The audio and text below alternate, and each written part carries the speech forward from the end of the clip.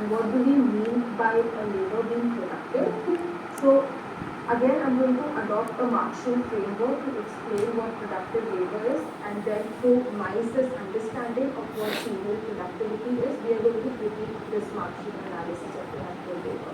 So Marx said that a productive labor is one that has an exchange value and that has some sort of a relationship with capital, which can, so basically, imagine a commodity which can be exchanged for a price in the market. So the labor that goes into producing that commodity, which can then be sold in the market, and the labor being paid in terms of wages, is a productive labor, right? And by Marx's definition, women's domestic work was not productive. A, because it did not have any direct relationships with capital or the capitalist, and secondly, because there was no surplus extraction in that sense. For example, this concept of exchange value and how wage labor becomes exploitative in the Marxian framework does not extend to the domestic framework, because there is no surplus extraction of women's labor, right? And when I say domestic work, throughout my analysis, I'm going to be referring to three kinds of unpaid work, and one of them being participation of women in production of goods for own final use. For example, women growing food for household needs, or gathering fodder, fuel, water, all for household needs. So that is going to be the production of goods for own final use, in which women engage within the domestic sphere. The second one being unpaid activities, which refers to cooking, cleaning, washing, etc. And the third one being unpaid care services, which refers to child's education, caring for older people or children and other dependents in the household. So essentially, these are the three categories of work which women undertake within the sphere of the household. Right? And so basically, what Mies is trying to say, that this division of labor that comes about in the society traces its origin back to the natural history of man, which refers to the hunter-gatherer society, where man is the hunter and he hunts animals for the survival of the community, and the woman is the gatherer, who is gathering goods, who's gathering food and fuel so that the household, not the household, so that the community or the tribe can subsist. And also I'm going to look at, because, so of course, women's involvement within the domestic sphere, is a non-wage exploitation of women within that sphere, but we are also in our analysis going to look at women's exploitation in wage work. So that is going to be broadly the context of this presentation. Okay, so there's this very interesting quote that I found in Mies, and I'm not sure if you can read it for me, but so one of the lines which is very important, which really struck out for me, and so this is quoted in Mies's book, and I'm going to read it out for you. So it says that the social organization under which the people of a particular historical epoch and a particular country live is determined by both kinds of production, by the stage of development of labor on one hand and of the family on the other. So Engels here is recognizing that it is not just that for the development history of mankind, you have to acknowledge the kind of production that goes on within the family itself, right? But however, we see that as time passes, as in the history of capitalism, we've seen that this domestic labor or domestic work is subsumed, is considered to be secondary, is invisibilized in lieu of the wage work that men predominantly perform, or work that is performed outside of the household sphere, which has a definite exchange value, which has a commodity value, and which has a certain price attached to it. And just because women's work in home does not have a price attached to it, it is considered to be inferior. it is considered to have no direct relation to capital and hence is not considered to be exploitative in a Marxian sense. However, I'm also going to show that how women's labor within the household does have an embodied relationship with the capital and how Marxist theory does not stand fulfilled in terms of what productive relations might in turn mean. Okay, so no surplus value can be produced without domestic labor. So domestic labor is essentially labor that maintains and reproduces labor power. And this again, like I said, the labor that is performed within the household, which feeds into subsistence activities, which feeds into keeping the labor power within the household up and going, is domestic labor. And it creates value because, like I said, because it is commodity production, because this labor is essentially producing, is replacing the wear and tear of labor power that happens on a daily scale, right? So essentially it is reproducing the commodity production, which is labor power itself, because the labor which is being reproduced is going outside and selling their labor in exchange for wages. And secondly, because because the women in the household are performing these subsistence activities, which is feeding into the labor, which then men are in turn going out and selling to capital, the component that they are selling outside, the component of the free labor that they are selling outside has a certain degree of embodied women's labor, which goes into feeding them and regenerating them in a constant process. Right? And there is this unequal exchange in household relations whereby women are constantly in this loop of engaging in subsistence activities that are responsible for the upkeep of all the members within the family who are involved in productive labor, which in turn keeps the capitalist wages low because they are essentially subsidizing, because they are performing these activities, this unpaid work which the capitalist does not pay for, or even the household member who is receiving them does not pay for that. So essentially this work is being subsidized by women because it's free labor that is going into the creation of productive labor. Okay, I'm going to talk about this female embodied productivity, which goes into maintaining the productive labor that men are selling. So productivity of labor should not just be interpreted in a sense of creating surplus value, which Marx himself believed to be, that only that labor which creates surplus value should be considered productive. And in that sense, women's housework was excluded from the domain of productive labor. But because women can produce and reproduce life in a historic process, so that in its essential sense makes women's labor productive. And according to Mies, labor into the production of life is productive, and she gives a prehistorical analysis of what this female productivity acts as a condition of all human productivity, which means that without this female productivity, there will be no production of life, and any mode of production, either pre-capitalistic or capitalistic, will lose its sense. And also because various other forms of productivity which have been developed by men, which includes technological progress over time, which men have used as a result of subordination and exploitation, by men as a result of subordination and exploitation of all historic forms of female productivity. So basically, this women's productivity, which has formed the genesis of all kinds of productivity, which has been appropriated by men in this history, which men in turn have used to subordinate and exploit not just women but all other resources around them in their relationship with nature, and in turn maintain an interlinking relationship, a patriarchal relationship with a capitalistic mode of production. So Mies also lays down what a woman's object relation to nature versus a man's object relation to nature is, and she goes back to man's natural history, which is the human history, which is the evolution of man from a hunter-gatherer society. So in this prehistoric society, we have man as the hunter and woman as the gatherer.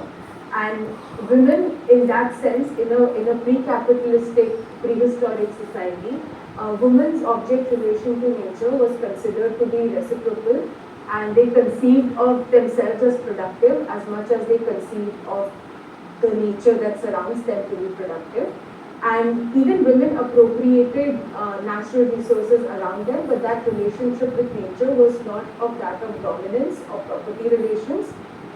And in fact, there are also records of women being the first producers of tubers and grains back in the Neolithic age, which makes them the first producers in the history of mankind.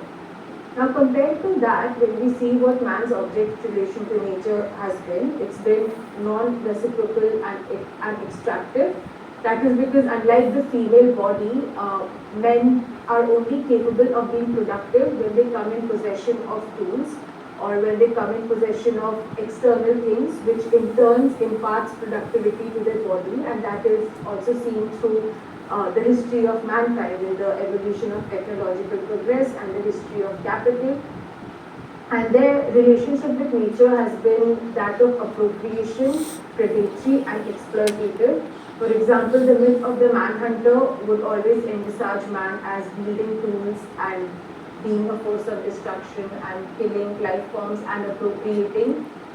And in fact, it was also assumed that the first forms of private property before the pastoral men expanded were not cattle or food, but probably female slaves who were kidnapped and kept as property by these men.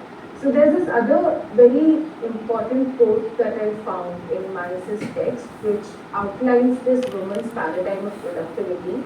And it goes as, crudely, those who breed manpower sustain those who grow food, who sustain those who grow other raw materials, who sustain those involved in industrial production. So basically we see how women being those who breed manpower and sustaining those who grow food are the forces in nature who are ultimately responsible for the sustenance of those who are wielding the mode of production, which is industrial production. So sustain the non-producers who control the whole process, ultimately by means of arms that are men, because at the heart of this paradigm lies the fact that non-producers appropriate and consume what others have produced. I actually thought this was one of the most impactful lines for me in the book to read, and I just felt like I should share it with everyone. Okay, and just so here I'm going to show you some numbers from the National Sample Survey, the Employment Unemployment Survey of 2011 and 12, which sort of tells you the extent of female participation in subsistence activities. So these are the subsistence activities which are listed as one various activities to obtain food, maintenance of kitchen garden, free collection of food for household use, free collection of fuel and cattle. And if you see the numbers, for example, just in terms of various activities to obtain fuel and fodder, in the rural sector, 58% women participate in activities to obtain fuel and fodder. And 45% women in the rural sector participate in various activities to obtain food. And when I show these stark numbers, it also goes on to emphasize that these are the activities which are not even considered employment for women. They are not considered work. They are outside of the system of, they're not outside of the system of national accounts, but they're outside of the purview of employment. So even when women predominantly spend most of their time in all these activities, they are not considered to be employed. They are not considered to be productive. And also just to sort of give you the sense of the extent of subsidy or the extent of unpaid work that a woman is. In the previous data, when it shows that there like teaching their own children is considered as something which women take upon. So compared to urban, rural was less, like 7 or 13 if I'm not wrong, the numbers. So is this like 7 or 13 out of what? Like out of 100%, or are we comparing men and women here? So that part is not clear. I think I missed that part. So when an enumerator goes and asks women separately about each of these activities, he is essentially recording the participation of. He will ask, he or she will ask the women that were you involved in maintenance of kitchen garden, maintenance of household animal resources, and of course the woman would be engaged in multiple activities, right? They wouldn't just be involved in any one of these. They would be maintaining kitchen garden as well as tutoring own children or other children for free, making baskets and mats. So this is just a frequency tab of the part of the kind of activities that women are doing in a very detailed format. So this is just recording participation of all women. Among all women, 45% of them are participating in activities to obtain food. Among all women, 7.6% are responsible, like within the rural of course, are responsible for tutoring own children or other children. Okay, thank you. So just to also give you a sense of the extent of unpaid work that a woman is performing within a household that feeds into the paid work that men are performing. Because since we have a theoretical foundation which lays down that women's work is unproductive and man's work is productive, so I decided to undertake this exercise.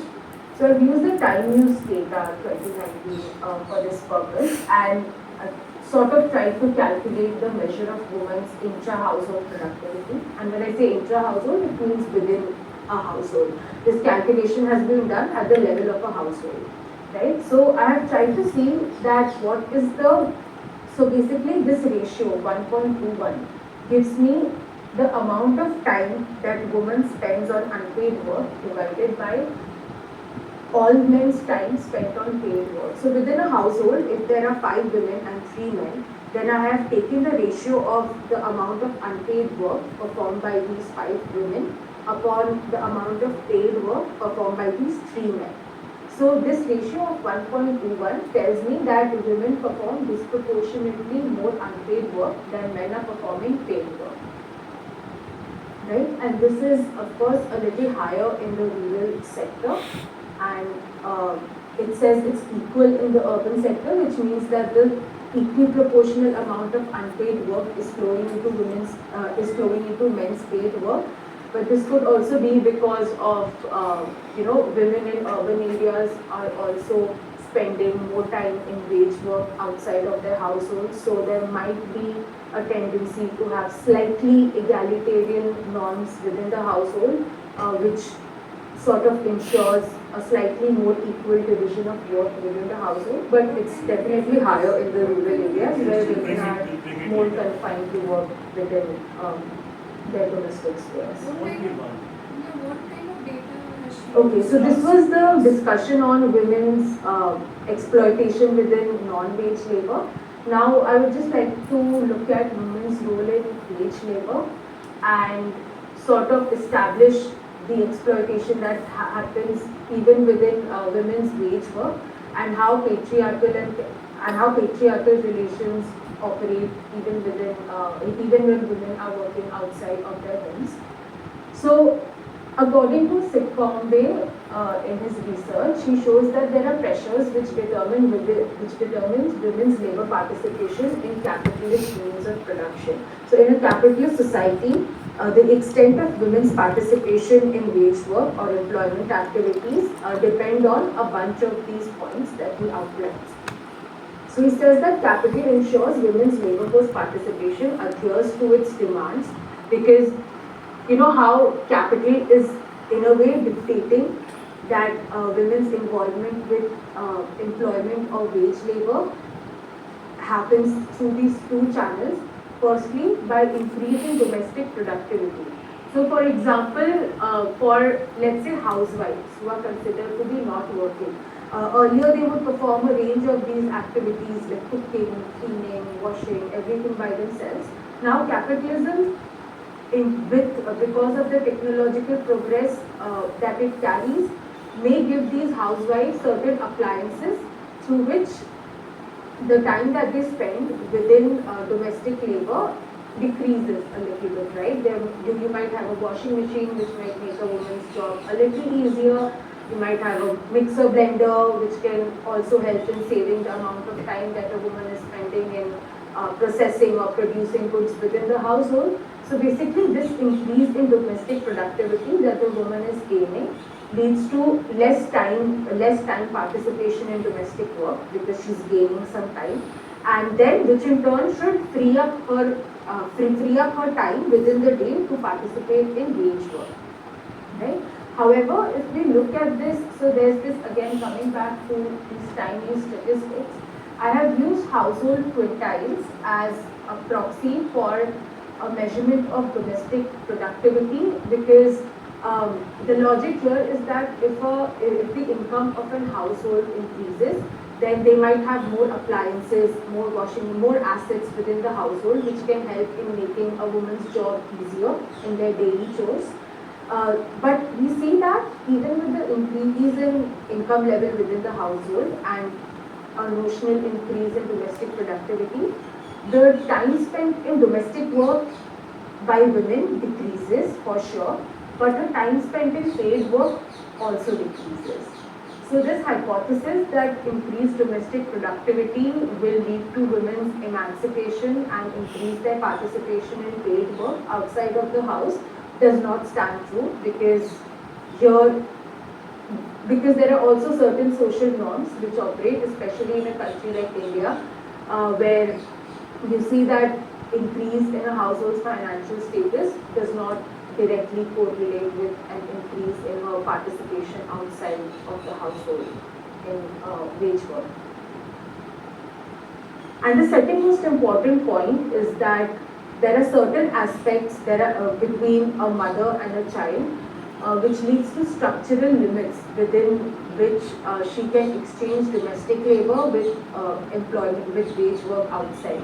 So essentially, if a woman if a woman within a household has increased educational capabilities, which in turn increase her human capital, and she is more productive in the market, but she may even then choose to invest time in the homes, looking after her children, looking after their education, rather than going outside and earning an income, because because she feels that her reservation wage has increased. She might that the children might better benefit from this increased productivity, from her increased capital accumulation, than her going outside and working. And again, we use the time use data to show that as women's education status is increasing, her time in paid work decreases, but her time in care work, which involves tutoring children, looking after dependents, investing time in their health and education, increases. So this is also sort of a paradoxical phenomena because usually one would think that with increasing education levels, women's participation in employment would increase, her participation in paid work would increase. But here we see that women are increasingly spending less and less time in paid work and more time in care work as their education status rises.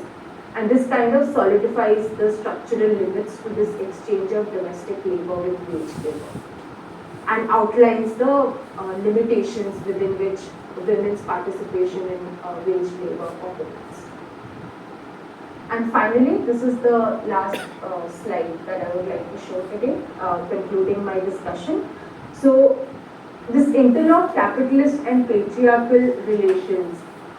Earlier, this dualist theories which use capitalism and patriarchy as two very separate systems, and how women's subordination within the household is separate from her subordination outside the household when she is going and engaging in employment activities.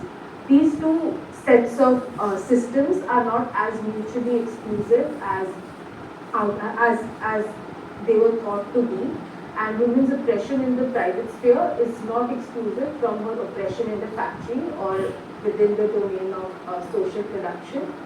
And here, this structural stagnation in domestic division of work has been prevalent since the hunter-gatherer society, where women involving in subsistence or production activities for the tribe or the clan formed the first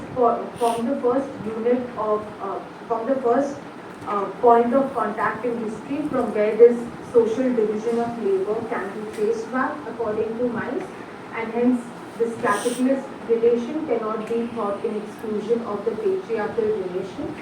And just to also sort of put that in context, this is the last, I promise, this is the last table that I'm going to show you today, but this is also the most alarming table that one can interpret. So here we see that women employed, so what I'm presenting on the left column are women who are considered employed except for who are unemployed and out of labor force. So women employed in self-employment, contributing family workers, regular and casual employment, spend 300, 250, 280 minutes per day per person in domestic work. So this is also a dual oppression upon women, because they are not just participating in employment and wage work, but also spending around 5 hours in a day on doing domestic work, which is completely invisibilized and not accounted for in the national accounts. And if you look at women out of the labor force, they are spending around 8 hours of every day doing domestic work, which feeds into men's productive labor, but is not considered to be productive in the accounting sense.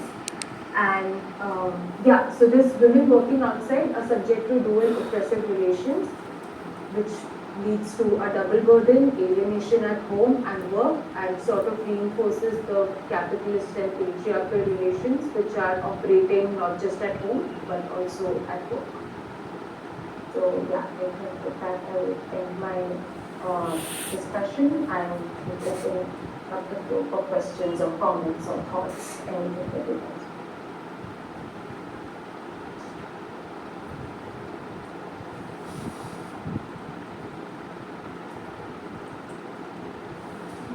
Hello.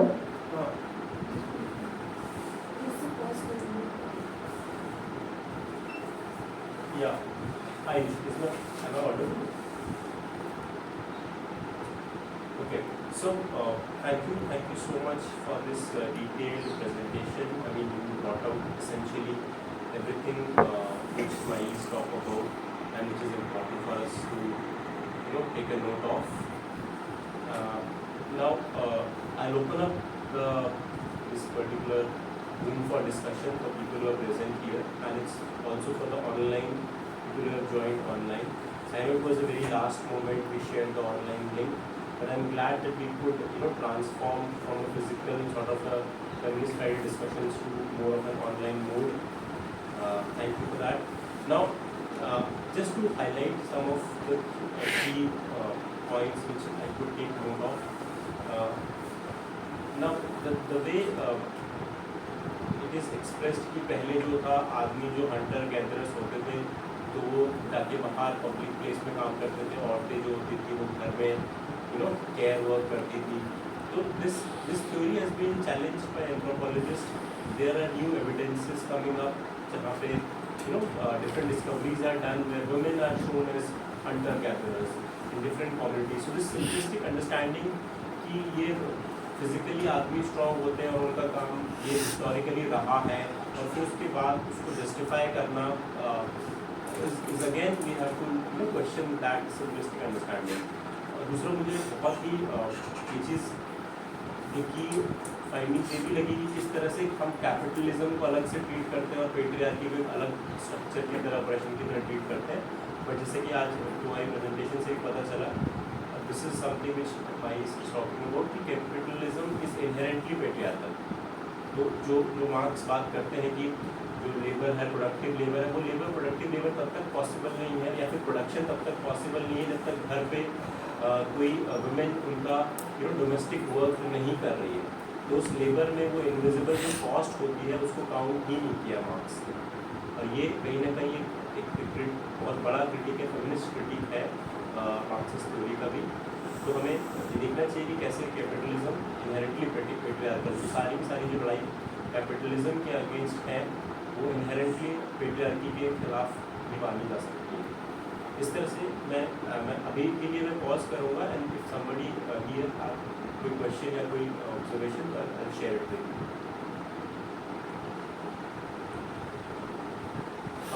Unmute. I have a question. हाँ बताओ, you last.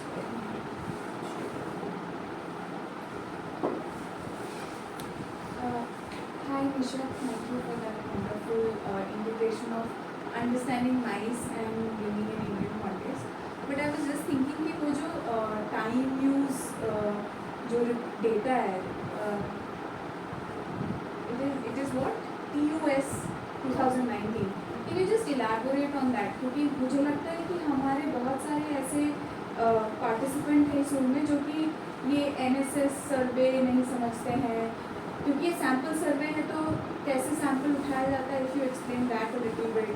फिर ये जो सर्वे हुआ है specifically वो कैसे हुआ है ये थोड़ा एक्सप्लेन कर दे, क्योंकि जो डेटा है that data is sampled, it's not I mean definitely sample data is applied to understand larger things that happen in the Indian population, but we still think that it's a sample. But मतलब वो जो एक how do we bring that into the larger understanding within the country as to how time is being used in domestic work? If you explain that a little bit, that will be good. और अभी तो फिलहाल इतनी दिमाग में आ रहा है।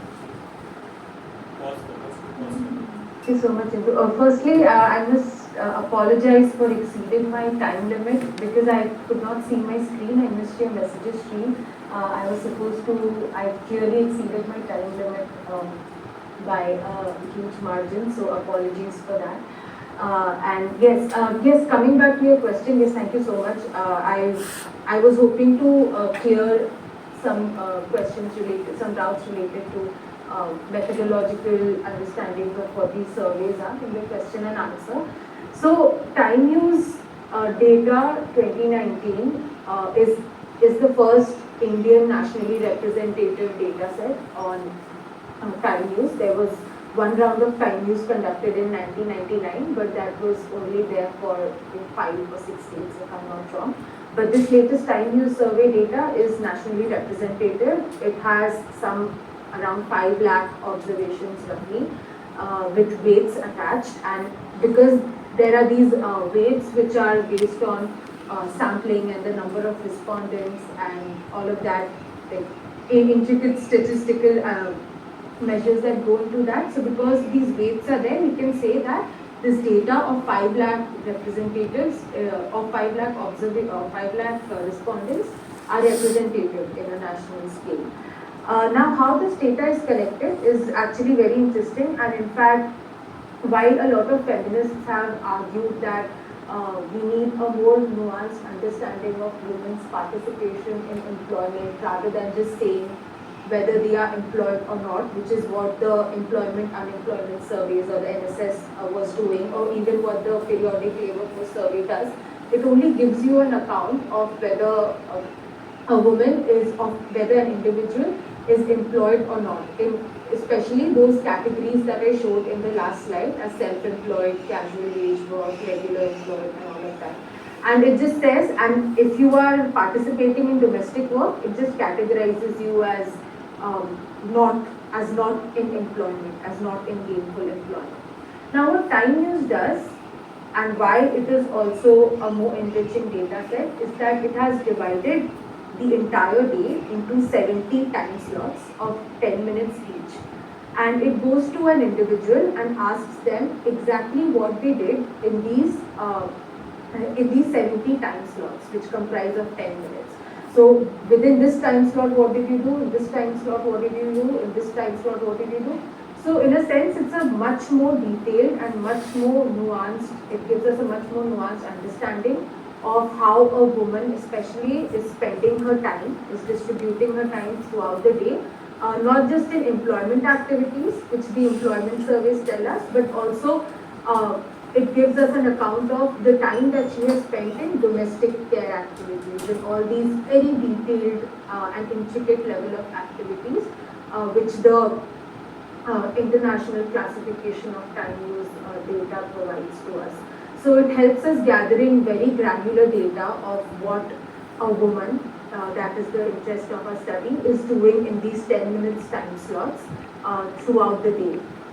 So which is why we are not restricted in our understanding of whether a woman is employed or unemployed, but we can actually see at a more uh, at a more detailed level at what are the kinds of activities that she's participating in. So ranging from employment, we also have like the amount of time that women spends in production of goods for own final use, in unpaid volunteer work, in leisure activities, and yeah, so we get a very detailed distribution which we do not get in our regular MSS employment activity survey. And it's possible to do a number of these analysis.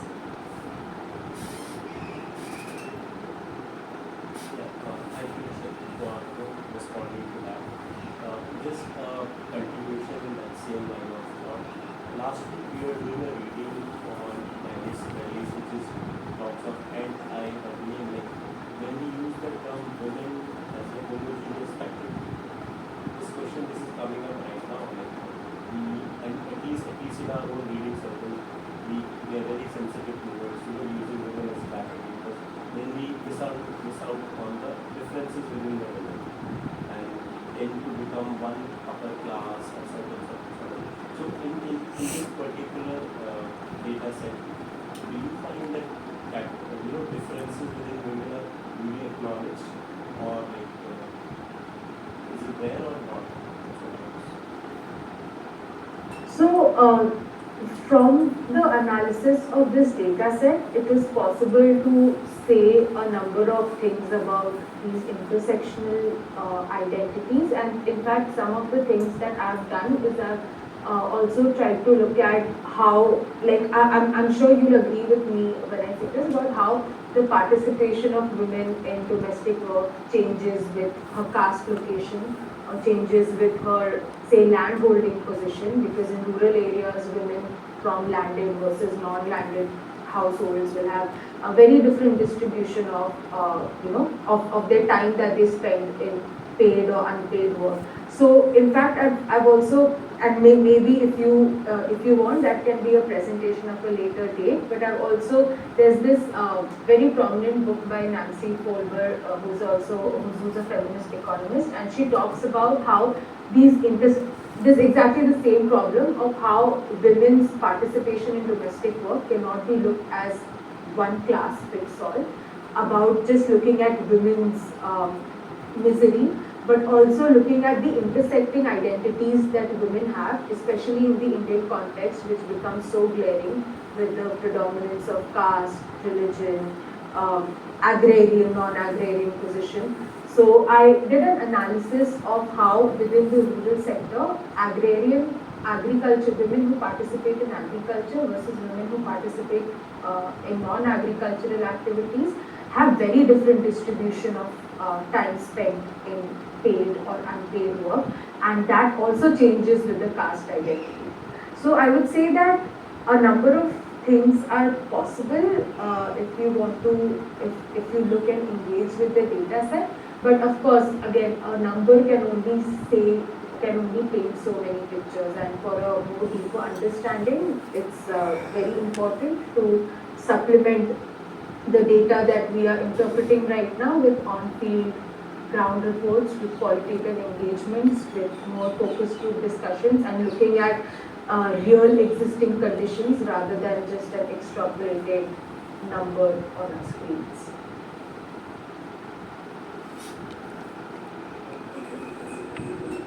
Thank you. I will just pause here, wait here for more inputs and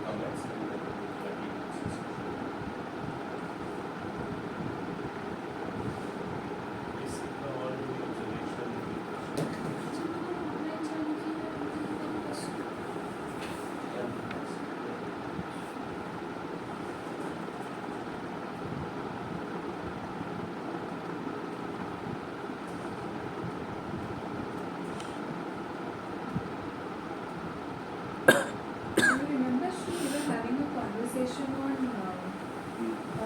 waiting time for women. Can you just ask that question? What does the data suggest? I think it's a category called waiting. Ask, because even though waiting time. मैं तो उसको बोल रहा था data में दिखाया था कि जैसे जैसे एजुकेशन लेवल बढ़ता है वैसे वैसे उनका time Raise the hand.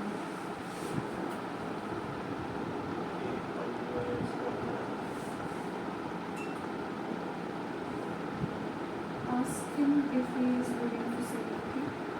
Ask him. Who raised the hand? Deepak. Mute है ना वहाँ से हाँ, mute है.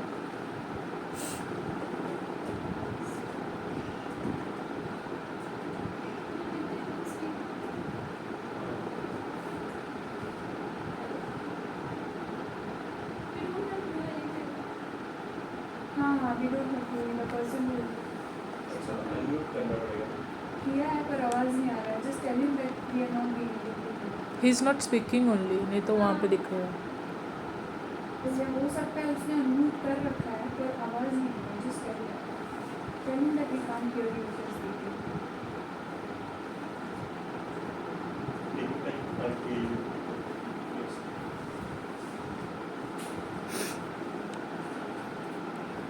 ये बहुत इंटरेस्टिंग लगा कि जैसे जैसे एजुकेशन लेवल बढ़ता है वैसे वैसे वुमेन का केयर में और ज़्यादा टाइम बढ़ता है उल्टा होना चाहिए ना आप एजुकेटेड ज़्यादा नहीं, होंगे वो हम डाइकोटोमी नहीं लेकर आ रहे. You see how unpaid labor for the people who are not. Hello, so my voice is clear.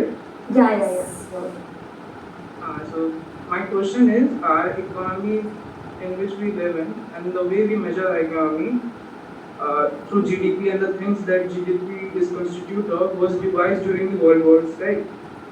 And at that time we didn't necessarily think of including the women, the work they do, the unpaid care work and which all the constitute and how we measure our economy through GDP. But what are the different ways current in prevalent times through which we could pay the women who do unpaid work at homes? What are the different ways we could acknowledge that? And if we start to acknowledge, then the way we measure our economy and the way our economics function is heavily reliant on the fact that we don't pay due amount the women are the work they do is so free. I mean, the unpaid work. So if we start to pay them, then won't the economy will go down because it is highly dependent on the unpaid work that is done by all the women all around the world. So we have to change the way we measure economy. Then I think. Yes, thank you for your question. And in fact, that's also there's a very crude saying or a joke amongst economists, which goes like, if you want the nation's GDP to go down, marry your housewife. And that's exactly what you pointed out, that because of the lack of recognition that women's work within household, because of the lack of recognition of her work within the household, we are missing out in capturing that from that within the GDP, right? And of course, this entire discussion on wages for housework, and I think there was some talk about it within some Indian states as well, to have remunerative wages for the housework that women perform. But my question of thinking to that would be that if you end up paying women, let's say you've come up with a system and you want to pay women, you want to pay them a minimum wage for the housework that they're performing, then within that household relation, you are legitimizing this disproportionate, this illegitimate division of work that has come into place since prehistorical times.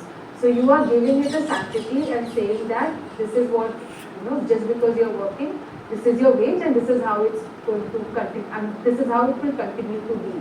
So you are not trying to change the division of work, you are not trying to have a more egalitarian setup within the household, you are just giving it a legal sanction and giving a remuneration and saying that So maybe that can in some extent solve the problem of GDP accounting, in the sense that GDP might go up, but then the the dominant the dominant sociological relations that exist within society, that will not be addressed, and women will continue to participate in social reproduction a lot more than men.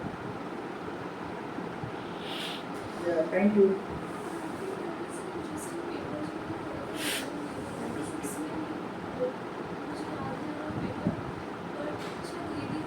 I think you should just speak. So that's going to be another few discussions that are It going will to be important for somebody else to know. You can speak from your place also.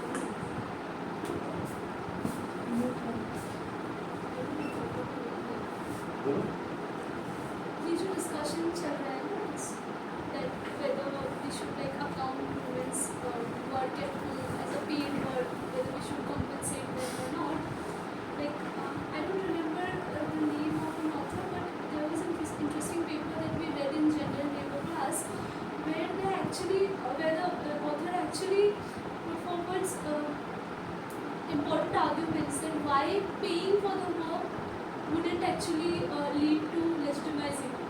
Rather, it will emphasis on the work that women have been doing, and it is the step towards revolutionizing the importance of the work. That they are, like the concept that the household work needs to be paid comes from the fact that it has never been paid, never been seen as a valuable work that they do. तो पहले उसे value तो provide करो, and then we can discuss on like whether it will legitimize it or not. Maybe there are like there is a concept of house husband now. There are people who want to actually work at home, regardless their gender. But why would they take interest in doing something like a man who is enjoying their leisure time? There is a concept of time poverty, right? Even if women are working outside, it's not like that they don't have to work for their own homes. So yeah, there was this really good article. I'll mention it if I'll find it. तो उसमें यही था argument कि value देने के लिए first of all as an economist you will have to understand the work that women are doing for free, and for that you have to first pay for it, and you have to ask for it that we need to be paid for the time that we are putting in, not just the effort. Or otherwise it will go unnoticed. ऐसा कोई change तो नहीं आने वाला है कि अचानक से वो काम सब लोग बांट के करने लग जाएंगे और वो टाइम पॉवर्टी खत्म हो जाएगी. Time poverty is going to be there, especially for the women from marginalized community who also have to do domestic labor for other upper class women. They are going and providing their labor at their home also, and then doing the same labor at for free at their own home. तो हाँ, I had read something on it that way. तो दीपक का जो question था, so there are arguments and counter arguments for that. It's not like we have reached to the point कि हाँ उसके लिए pay करना चाहिए या नहीं.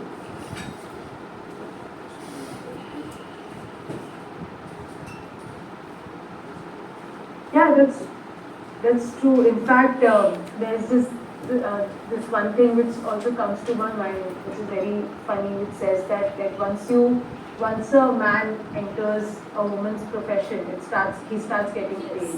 So if we have the concept of a house husband is legitimized and far accepted, rest assured that housework will be paid for. We're just waiting for men to take over that domain, and then you can attach a monetary value to it.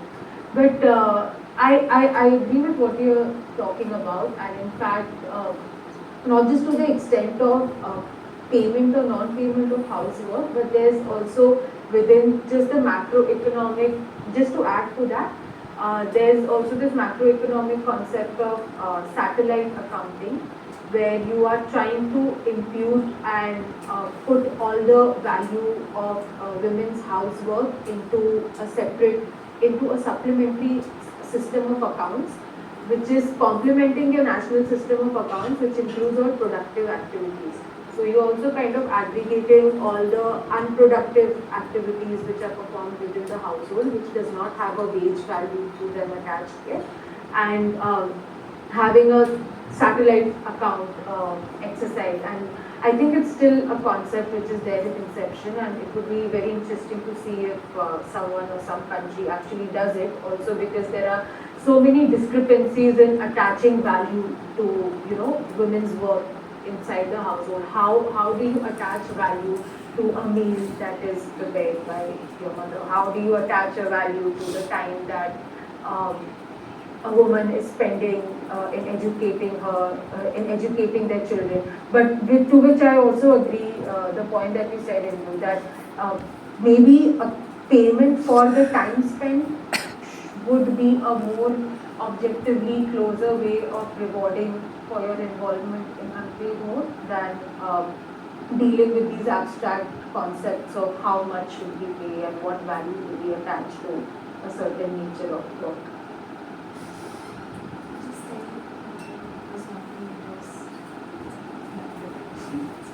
Okay, so in the last speaker one, actually, Patriarchy was using his phone to respond. Now coming to the again back to the conversation, I think after listening to this conversation, which came to my mind is how this particular reading is also dealt capitalism and patriarchy as a very monolithic concepts. And we do realize that capitalism, which was when Mies was writing, probably is different from the capitalism itself changes. Capitalism भी बदलता है, ठीक है, especially 1990s के बाद when we saw the decline of state socialism में decline हुआ, तो अभी capitalism जो नया form है, we also have to see that how it emerges into a new form. अब उसको आप जोड़ के देख सकते हो कि वेलफेयर स्टेट की तरह ट्रांसफॉर्म हो गया है, ठीक है, सोशलिज्म के कुछ एलिमेंट्स उसमें इन्वॉल्व तो कर लिए, तो वो भी we can see, and itself patriarchy itself is not a monolithic concept. So even readings of patriarchies have also evolved, understanding has become much more nuanced. It's very easy, बहुत commonly सुनने में आता है, अच्छा women problem is patriarchy, is against patriarchy, so smash patriarchy, ठीक है, which is very simplistic.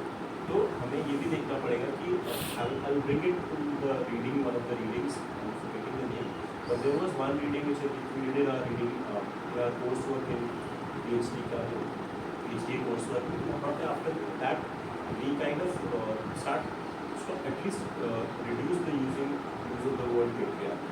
So I'll find it out, I'm not going to recollect that, but हाँ हमें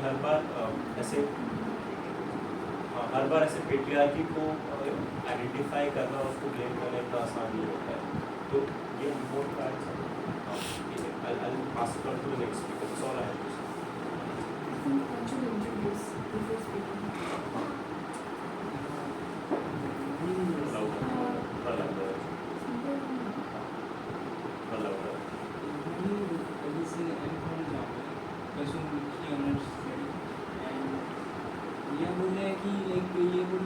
इसमें कैपिटलिज्म फाइनेंस कैपिटलिज्म आ रहा है ना, तो फाइनेंस कैपिटलिज्म में बेसिकली वुमेन तो at the end of the day women's का बहुत ज़्यादा उसमें मतलब at the end of the day marginalized section की जो वुमेन है उनका तो फिर उनकी बॉडी पे तो वायलेंस ही हो रहा है. ये भी हम देख रहे हैं क्या क्या चीज़ें हो रही हैं, वो सारा चीज़ तो वुमेन कैपिटलिज्म का है. तो उसमें वेलफेयर का कॉन्सेप्ट और ये जो सोशलिस्ट आइडिया को जोड़ के और इस तरह से देखने का कहाँ तक सही है.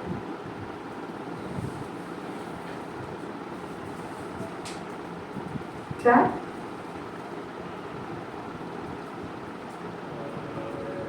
Nisha, do you want to respond to that? Like, what was the question?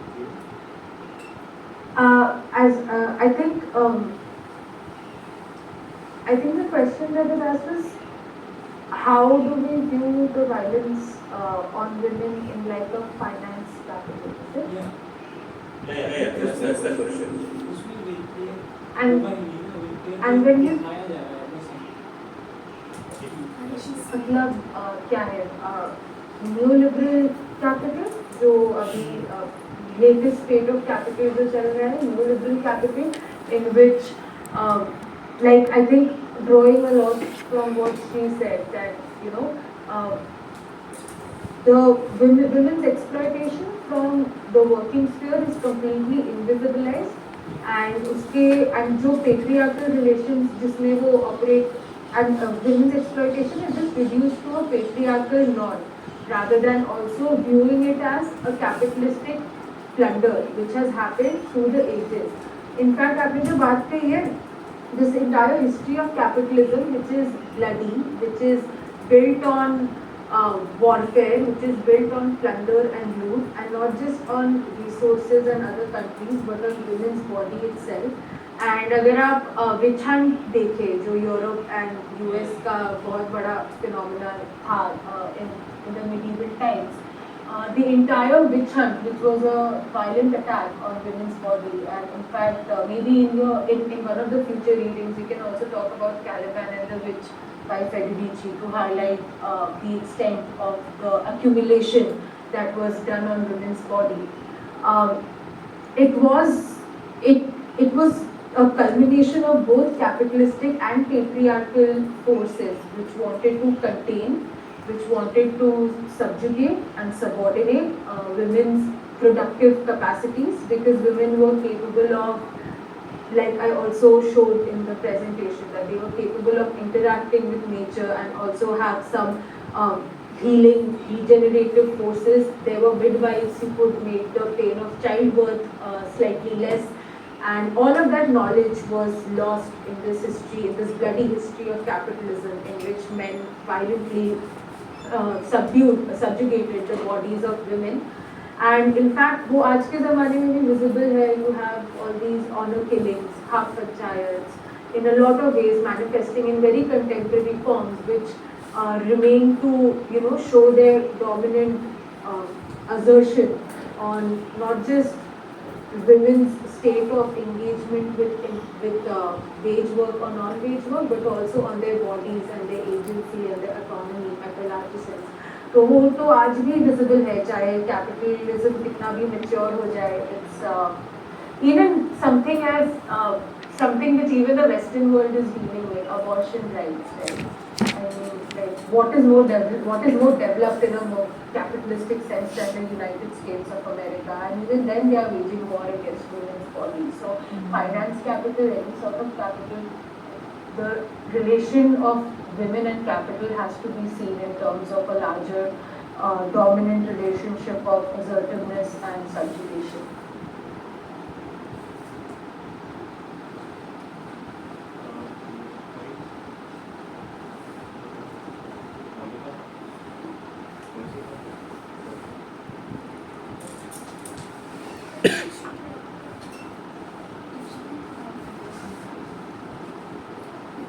If she can submit the hi Nisha, this is again Hindu. It will be nice if you share either with Shri or in the group the time newspaper or the book which is already been published, so that all of us can please have a look on it once, because we get an idea about it. I also had something, I can't recall the text that I had read on waiting time and how the waiting time is related, especially to the understanding of women's life. And I at this point I can't relate to it, because there's something which has constantly been in the conversation as to how this particular idea has existed and how women are expected to wait, and even if they're working anywhere, there is an expectancy from women that they are more patient, and they should be patient, and they should wait for any kind